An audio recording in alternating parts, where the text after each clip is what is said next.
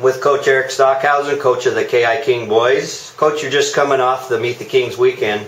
What things should fans look for this year? Well, I think we've got a few guys that people are going to be familiar with. Chaz Allen, who started for us and was a varsity letterman the last his sophomore and junior year. Chaz has really transformed his game, and we look for big things from him and good leadership. We're going to have him running the point this year.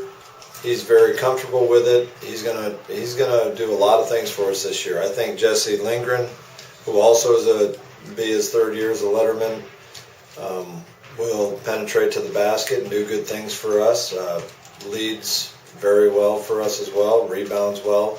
Very strong kid. Alex Williams is solid. We saw coming off of a 25-minute region tournament final. He was a major contributor to us at the end of the year last year. Just very solid play. I think our two juniors, Kyle Day and Travis Taylor, each are going to get better every game, and I think it'll be a fun group to watch.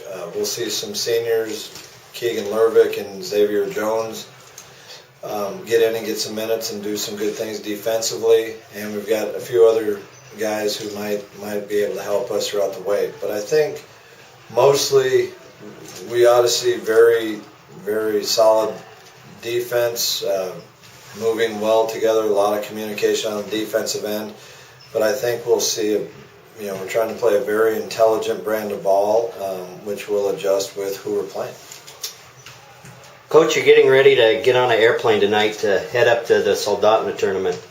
Who do you play first, and what kind of goals do you have for the team this weekend? Well, we play the Homer Mariners. They're not very far from their own beds. They should be well rested after our long travel. They have a 6'8" senior and Devon Canelty, and they have another senior, a good guard, 5'8", hit a couple threes in their first game out, Dylan Day. So very strong kid. So we expect we're going to have to do a good job on the boards, and we're going to have to they had 6 threes in their first game out this year, so we're going to have to be able to close out and contest shots. That's a dangerous combo, good inside game and a bunch of guys who shoot the ball outside. But I think as far as this weekend, this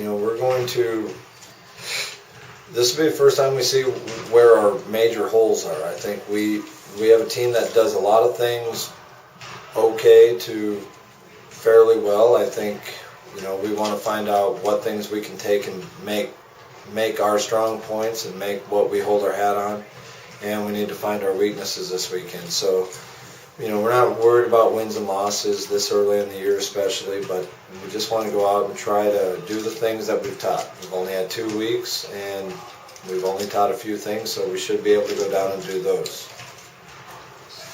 When you get back, it's Christmas vacation. You have the Clarke Cochrane Christmas Classic. What's the field look like this year in the men's bracket? Very loaded field, I believe. We have 2 Southeast historical powerhouses with Petersburg and Metlakatla, as we know, our neighborhood rival.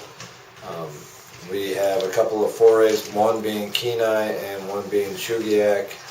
And then we have 3 out-of-town teams. Anna Cortez, Washington is traditionally good.